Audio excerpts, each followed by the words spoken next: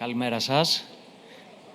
Ονομάζομαι Αράπης Ρωμανός και εκ μέρους της Hanslow και της Polysto Group θέλω να σας καλωσορίσω στην παρουσίαση με θέμα Αρχές Υγειονομικού Σχεδιασμού και η σημασία της υγιεινής στα εργοστάσια τροφίμων, που πραγματοποιείται με την ευγενική υποστήριξη της Flanders Investment and Trade της Πρεσβείας του Βελγίου. Κύριος Ομιλητής είναι ο Διευθυντής Πωλήσεων της Polysto για τις χώρες της Κεντρικής και Ανατολικής Ευρώπης, Ελλάδας, Κύπρου και Νότιας Αφρικής, κύριος Herwig, Nollet. Mr. Nollet, please, the stage is yours.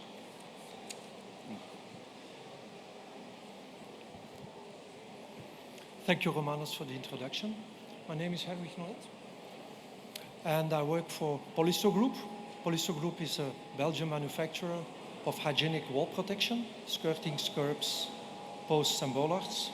And we also produce hygienic wall cladding and panels for the food industry. I would like to thank FoodTech for inviting me and giving me this stage, because I would like to share some insights on the hygienic design principles of food factories and the importance of hygiene in food factories.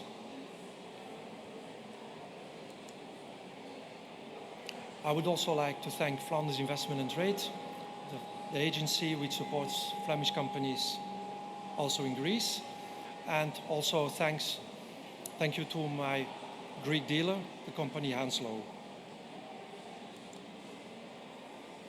Apart from working for Polysto Group, I also work within the European Hygienic Engineering and Design Group, which is a non-profit organization which was founded in 1989, and it's a conglomerate. It's a mixture of food producers, suppliers of food equipment for the food industry, manufacturers of cleaning agents, and they share their insights because hygiene in a food factory is crucial.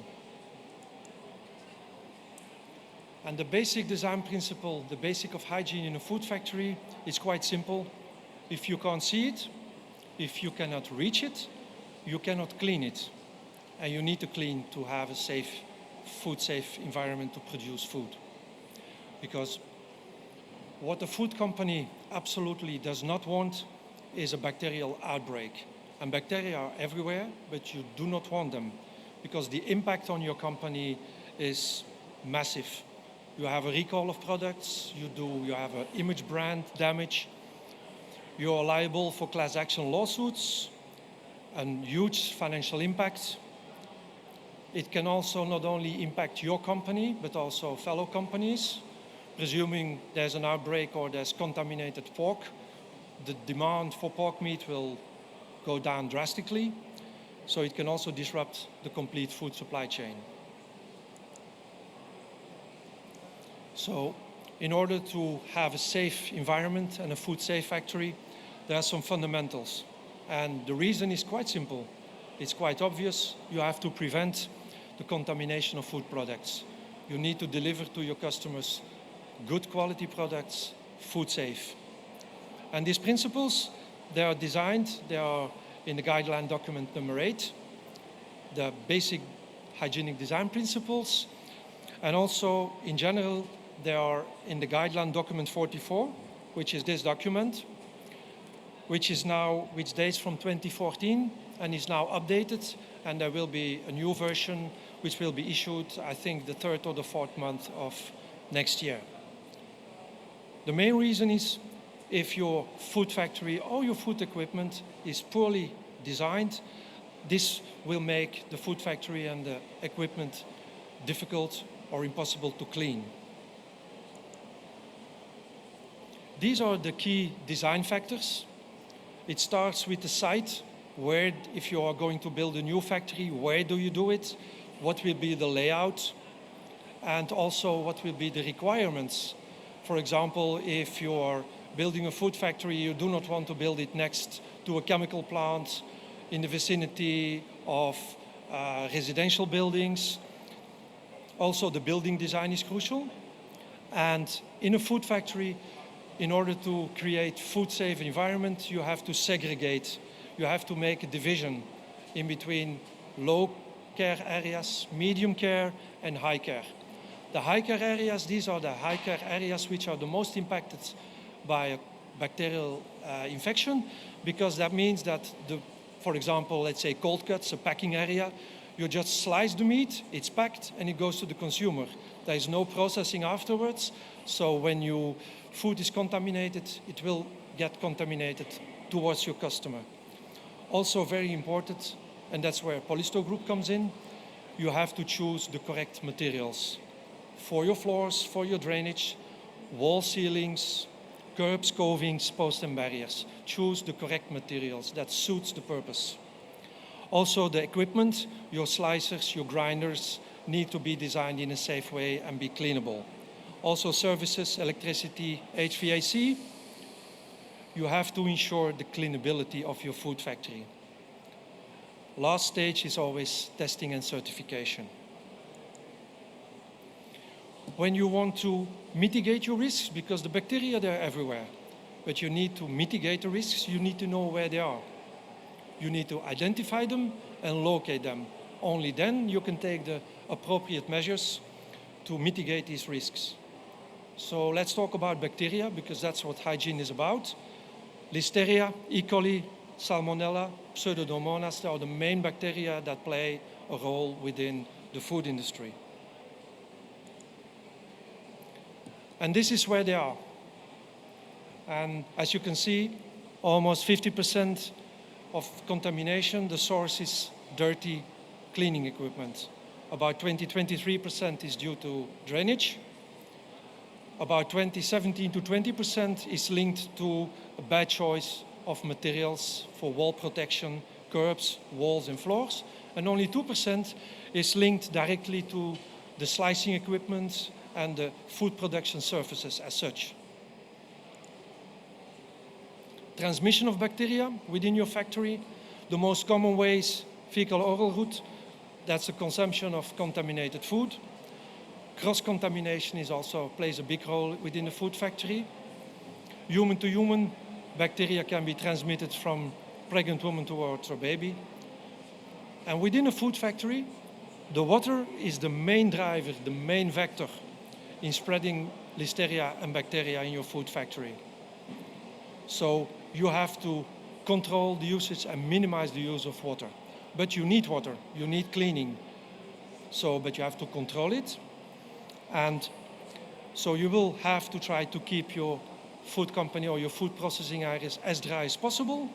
And of course, food, the personal hygiene is crucial, plays a crucial role. So it starts with mapping your factory. This is a slaughterhouse. So you have to control your incoming material, in this case, live poultry, but it can be flour in other factories. So you need to check and control your flow, what's coming in, test the incoming materials, and then take it stage by stage to check in which part of the factory you need which part of safety. And then finally, after cutting, packing, you have the freezers, cold storage, and the expedition area. You need to map it in order to mitigate and to check where the risks are. So this is the inside of a food factory: ceilings, hygienic lighting, walls, sealants, curbs, floors, stainless steel posts, and drainage. Let's start with floors. A floor in a food factory needs to be the foundation for a safe and hygienic food production. You need the design and the materials needs to be fit for the purpose. It's really critical because in your food production area, you need to ensure a correct level of hygiene. So floor drains must be connected to a drainage system, and all the floors are sloped towards the drains. Drainage, as I explained in a previous slide, almost 23% of bacterial outbreak is due to drainage. So the drainage needs to be well designed. The fundamentals are described in regulation EN 12056, and it's really crucial that it fits the purpose, the needs. That means There are types of the drainage because you need to evacuate your effluents. You have gullies and channels, most of the time both of them. The design needs to be key, meaning you have to transport and evacuate the effluents. The hydraulic capacity needs to be, there's a big difference, for example, in a drainage in a slaughterhouse compared to chocolate or bakeries, which is basically dry. And you have specific types of drainage for specific areas. For example, in a slaughterhouse, you need sediment baskets to catch the residue. And apart from the correct materials, the creation of aerosols is always a big issue in food factories because aerosols can be created and can be transferred from floor and drainage towards your food processing areas. So that's why we disadvise to use high pressure cleaning for floors, walls and drainage because the only thing you will do is create aerosols, and these aerosols can come into contact with your food contact surfaces, your equipment, can be transferred to your finished products, also on your raw materials, your transport trays, your wheels, your trolleys, boots and shoes. So you will need some kind of boosted pressure to clean material, but you do not need it high pressure cleaning to clean drainage, floors and walls. Because basically this is what happens. You have bacteria everywhere, always, and you prefer that they stay in the crevices and in the corners, and if you use too high pressure, you will transfer them from the joints towards your food and your food equipment. Generally speaking, about floors and drainage, it's quite obvious and straightforward that you are not going to place people or food equipment or trolleys on top of the drains. You keep the distance from the drains. The floor connection towards the drains has to be inspected, the sealants. Direct water jets into drainage needs to be avoided. And general considerations, a splash can cause aerosols. Of course, if the drains are clogged, you need to unclog them immediately because otherwise you will have residue and stagnant water. Also, clean footwear is crucial, and you have to control your traffic flow. You have to separate the different areas. You do not mix medium care areas with high care areas. You can see on the gully a good example which shows a basket to catch the residue from fish or from meat. If there's not a basket, all this residue will end up in the gully, and that's where your bacteria will thrive. The same goes for the evacuation of water and steam. The good example is an open drainage with a grid. The bad example is a closed grid. It looks nice from the outside, but the problem is what you do not see. And that was also in the first slide. If you can't see it, if you can't reach it, you cannot clean it. Also, a major factor is cross-contamination. Cross-contamination can be from raw materials, packing equipment, cleaning procedures, bad cleaning procedures, bad poor hygiene practices. And also, cross-contamination can occur through staff, employees, and visitors, or subcontractors. They need to follow the same procedures as the employees.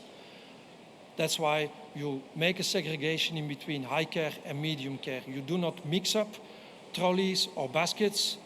Baskets and trolleys, you don't put them on the floor because the bottom basket is then reused and put on top of a basket which is full of food, which will contaminate. So you always elevate it and try to keep it as dry as possible.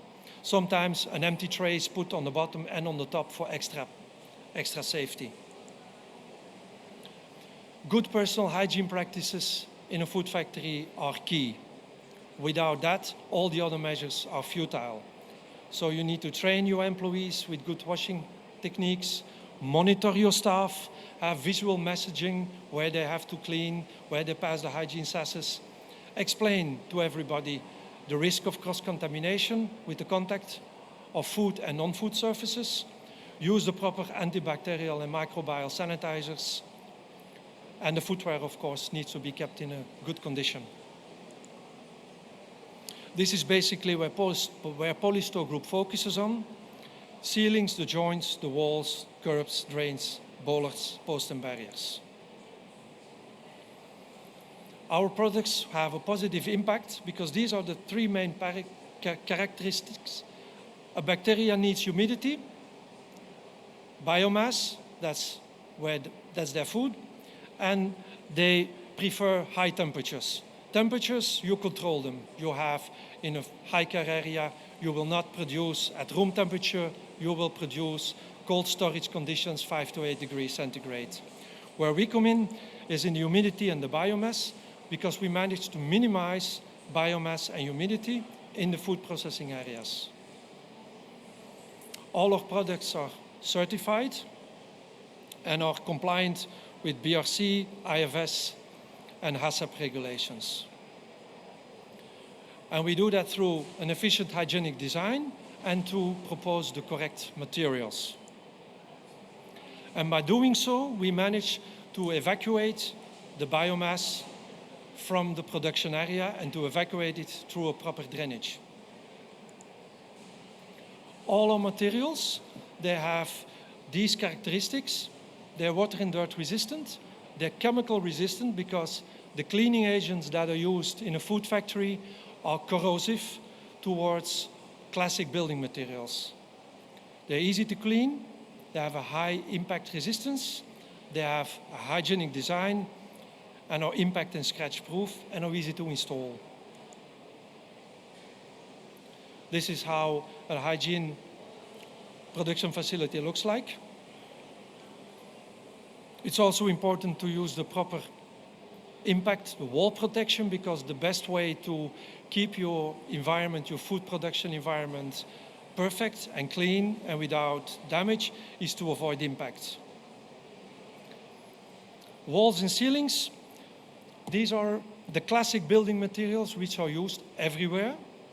And there's nothing wrong with the material as such, but they all have their downsides. In food factories, in Greece, everywhere you will find ceramic tiles, concrete, bricks, standard sandwich panels, and stainless steel sandwich panels. This is how they look like after a while. The slaughterhouses, the pictures you see here, these are European factories. This is not Middle East, this is not somewhere back in Africa. These are production slaughterhouses, potato produce factories in Belgium, in Germany, Norway, in Romania. And they all look like that before we entered the factory.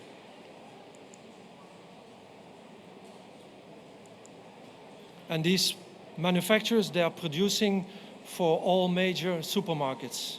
So it's not a small shop. Stainless steel panels are very suited. The only problem with stainless steel is that it does not support chlorinated foams. And chlorinated foams, bleached sodium hypochlorite, is widely used on a daily basis in nearly every food factory. Also, peracetic acid peroxides are used as a biocide, and they give pit corrosion on stainless steel panels. Also often used in refurbishing damaged panels, stainless steel panels, which are either screwed or installed with pop rivets, or checkered plates. The problem is that it looks nice from the outside, but the problem is what you do not see. And you see on the left picture how it looks when they install it, and on the right pictures you will see how it looks when we remove them. We always remove them. The pictures in the middle are a meat processing factory after a listeria outbreak, and that's where the listeria was. So we always remove it, we clean it before we refurbish it. Unique features of the materials that we offer. You will see it in the next slide. They have an extreme low bacterial adhesion. In hygiene, it's about bacteria, and it's not the surface that is important, but it's the contact surface that is important. Our materials are certified Green Guard for the US and A+ for Europe, which goes on volatile organic compounds, and we are conform HACCP, BRC and IFS regulations. They have a very high chemical resistance. All the products are tested on most commonly used foams in the food industry. They have a high impact strength and scratch proof, and they're durable. We give a warranty of at least 10 years. You do not have to repaint it every year or refurbish it every year. You only have to do it once. This explains why our materials are so widely used. What you see on the picture is the bacterial adhesion of the material as such. That means the lower the value, the better. Control sample is stainless steel, 3 or 4. And our material in a smooth finish and an embossed finish, you can see that the values are much lower. So much better in terms of hygienic adherence. So these are the surfaces. And unlike most people think, in a food factory, you need the embossed structure with relief. And I explain why. Because I said the bacterial adhesion is much lower. And in an industrial food factory, you clean with foam on a daily basis. And the structure makes the foam stick on the surface. It needs to stick on the surface in between 12 to 15 minutes to be highly effective. And that's what the structure does. The smooth finish is more used in dry environments, bakeries, sometimes in kitchens, and otherwise in hospitals, in pharmaceutical manufacturers. And that is why. You can see that because the foam is retained 12 to 15 minutes, it will result in two things. After cleaning, the surface will be 25 to 30% cleaner than on a standard material. And on top of that, the customer will make an economy on the foam consumption of 25% guaranteed every day. This is how it works. So you can see on the left side, he's foaming, but you can see he's doing it the wrong way. He should start foaming from the bottom to the top, not from the top to the bottom. You can see in the movie that the structure retains the foam, but gravity nevertheless plays. And when you start foaming from the top to the bottom, you always have the risk that you will not put enough foam on the bottom. And that's where you have the most of the contaminants. So you should start foaming from the bottom and go from the bottom to the top. Afterwards, you rinse from top to bottom, bottom to top. It doesn't matter. Skirting, skirts, posts, and barriers. These are the classic building materials you will find in food factories. And I said, there's nothing wrong with the material as such, but they all have their downside. Concrete curbs, always covered with resin or paint with a coating. Ceramic skirtings, epoxy skirtings, hollow PVC or polyethylene skirtings, stainless steel curbs casted and filled on site, and hollow stainless steel posts and barriers. This is how they look like. And you can see concrete is corrosive towards sandwich panels. You can see the damage on the panels, and they always need to be covered because concrete transfers water. These are concrete curbs covered with an epoxy. In the beginning they look nice, but after impact, the scratched and damaged surfaces needs to be repaired immediately because that's where your bacteria will adhere. I said concrete is quite corrosive. The picture in the bottom, in the middle, it's 6 months after opening, a new panel, 6 months old, because they're casted, they poured the concrete on site, and the mixture, concrete mixture, is corrosive. These are epoxy covings. The problem is always the impact, and when the coving is damaged, you need to repair it immediately because that's where your risks are. Tiles also, the weak point is always the joint. When your tiles are cracked, you need to replace them immediately. Hollow PVC is still used a lot. We stopped selling these materials 15 years ago because they're hollow. The only positive thing about hollow PVC skirtings is that they are cheap, and that's also the only reason why they're still sold. We don't sell them anymore. We don't produce them anymore because PVC, the connection with the floor is flexible, so it's not watertight, it's not salt tight, so we'll always have problems with hollow skirtings. And the problem is always, as I said, is what you do not see. This is what you see when you remove it. That's where your risks are. That's where your bacteria will thrive. And they're brittle. Stainless steel, still often used, empty shells filled on site. And this is the risk that you take by doing that. The weakest point is always the sealant. It's most of the time sealed off not properly, and you create already hollow spaces. And hollow spaces and voids, that's a big no-go in food industry and hygiene industry. You can see in the top picture, they put some coving profiles in it. Sometimes they foam it up with polyurethane foam, or sometimes they just leave it empty. And when you pour concrete mixture into the shell, while curing out, the concrete cures out, it shrinks. So you're creating already a void in between the concrete and your wall. So that's not the way to do it. Hollow posts and barriers, plastic or stainless steel, hollow spaces, big no-go. They're suitable or they can be suitable in logistic areas where everything is already packed, but in a food factory they have no place. But nevertheless, always the problem here with food plates, we prefer core drilling, is always how do you clean the surface around and behind the barrier and the wall. You cannot access it or access it too difficult. That's why instead of hollow skirtings, we only offer full core lead-free skirtings in different types.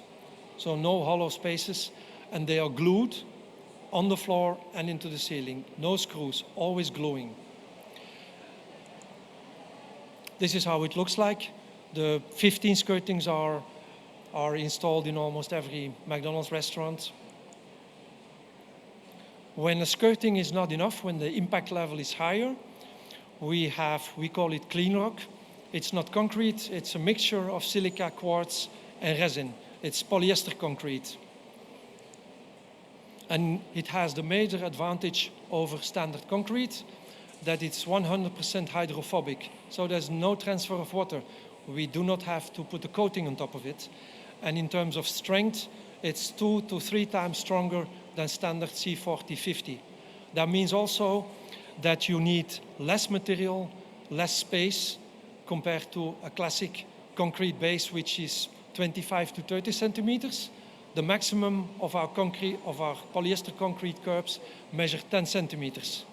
Anchored in the floor, they will take a direct hit with a forklift up to 4 tons.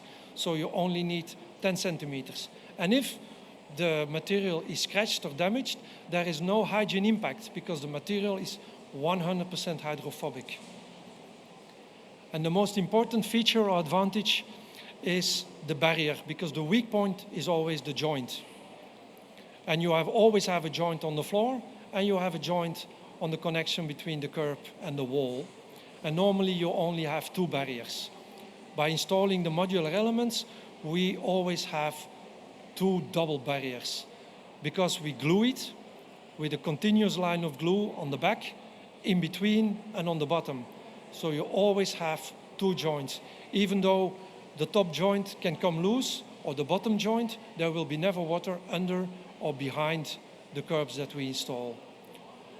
The other advantage of installing modular elements is if you change the layout of your factory, you want to install an extra door or an extra opening, instead of grinding and destroying part of the curbs, you only take out one element, you put an end piece on the left, on the right side, and the rest of the factory stays clean. Another important point are sealants. Classic sealants used in the food industry. Food-safe silicones. We are still selling and use food-safe silicones, but like everybody, because they need to be food-grade and food-safe, we are very limited in the addition of antifungal and antibacterial agents. Otherwise, the silicones will no longer be food-safe. Sometimes glue is used, and also epoxy joints. Problems with silicones is the cleaning agents. You clean on a daily basis and you rinse out the few agents we added, and that you will see that in between 6 to 8 months, you will see this black mold appearing on top of the silicones. It will go yellow, just because you rinsed out all the agents and what's left is a neutral sealant. And also, when you clean with pressure, the silicones can come out. That's why we created a HygiSeal. It has the consistency of silicones when it's applied, but it cures out and gives a strong joint without the black mold on top of it. We also use it to replace standard silicone joints on standard panels, because you only have to apply it once. You do not have to replace them every year or every 2 years.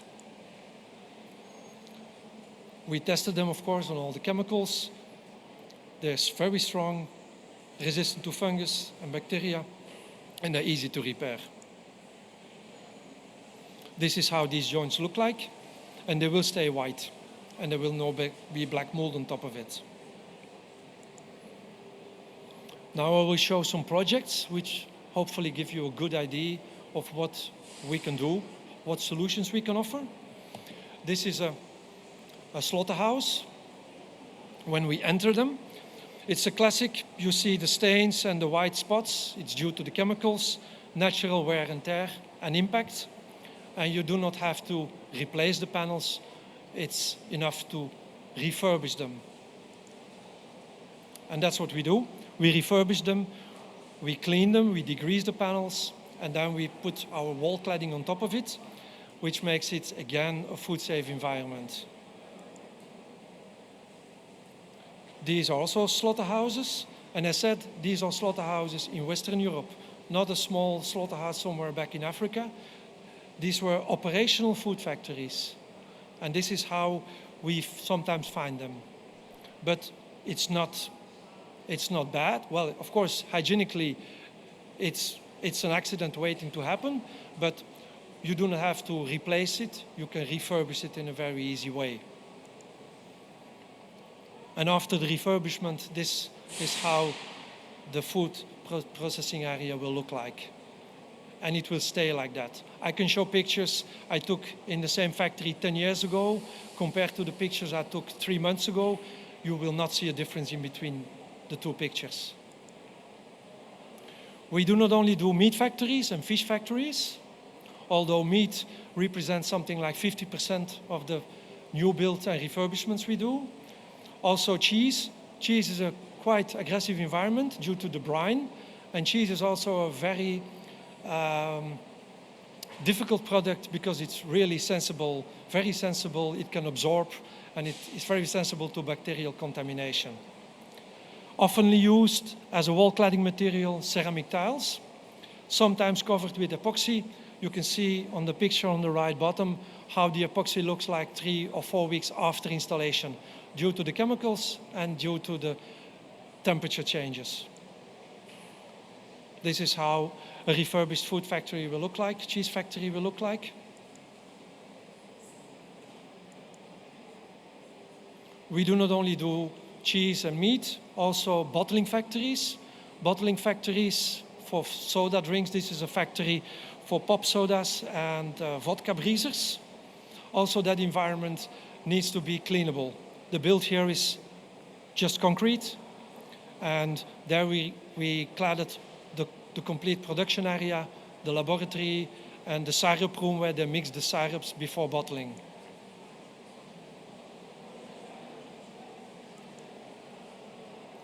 Also, breweries are a major market for us. This is beer breweries. We have a lot of them in Belgium. Most of the time you will see hexagonal tiles or flooring, and we use our hygienic panels as well for new build as for refurbishment. Fish, shrimp, this is a shrimp factory, and shellfish. Also a very important market for us is potato processing. This is a factory where they produce French fries for McDonald's, and that's a quite specific environment because of the frying line and the high temperatures. Temperatures at the surface are exceeding 70, 75 degrees. The material we use is suited, but the profiles PVC is not suited. That's why we developed special panels that can take the temperature without using profiles. This is a new build factory. This is a lace chips factory where they produce the lace chips. New build factory, concrete, isolated concrete build, and we just clad on top of it our cladding material. This is a canned food factory, packing area, painted concrete, painted bricks. This is how it looks now. Also hatcheries are a major market for us. Hatcheries where they produce one-day chicks. This is also a very quite aggressive environment because they need to, between cycles, they need to decontaminate the areas before starting a new cycle. This is how it looks now. This is a fish processing factory. You will see in fish processing factories a lot of ceramic tiles. They do not have to be removed. We can easily refurbish them like that, with a limited downtime, of course. Sometimes we refurbish during the weekend, stop production on a Friday, and restart production again on Monday morning. Also, a very important market is for the ready meals. Ready meals catering companies, for airlines, for catering companies that produce ready meals for supermarkets. This is a classic traditional food factory. And this is how the factory looks after the refurbishments. And as said, we have a 10-year warranty. So I'm very confident that the factory will look exactly the same. Of course, when proper cleaning procedures are in place, it will stay like that. This is a pork slaughterhouse we refurbished 5 years ago. You can see if we can remove the concrete curbs, we will do so. If we cannot remove them, we'll refurbishment.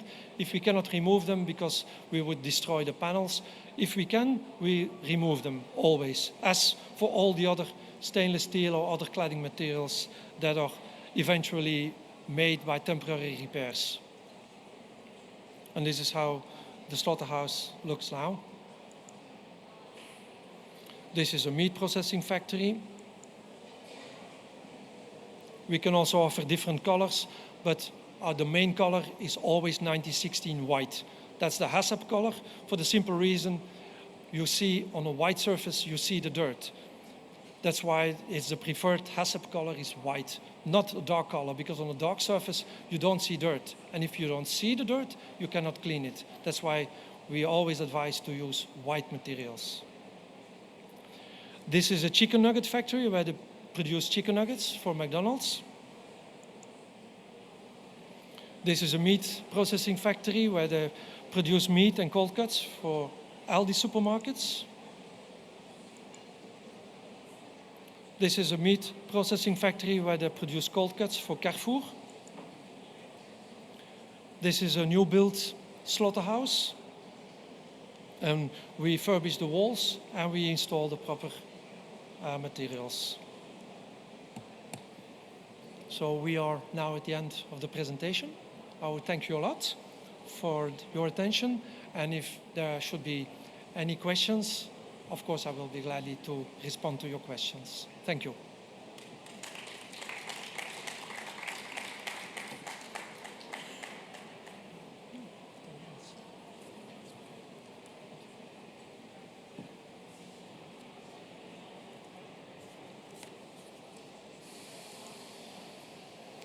And of course, if you would like to have some additional info, we are right there at the hall at booth C16.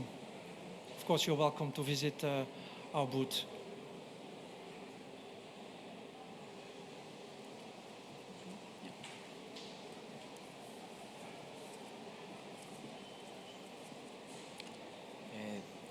Δεν ξέρω αν υπάρχουν ερωτήσεις.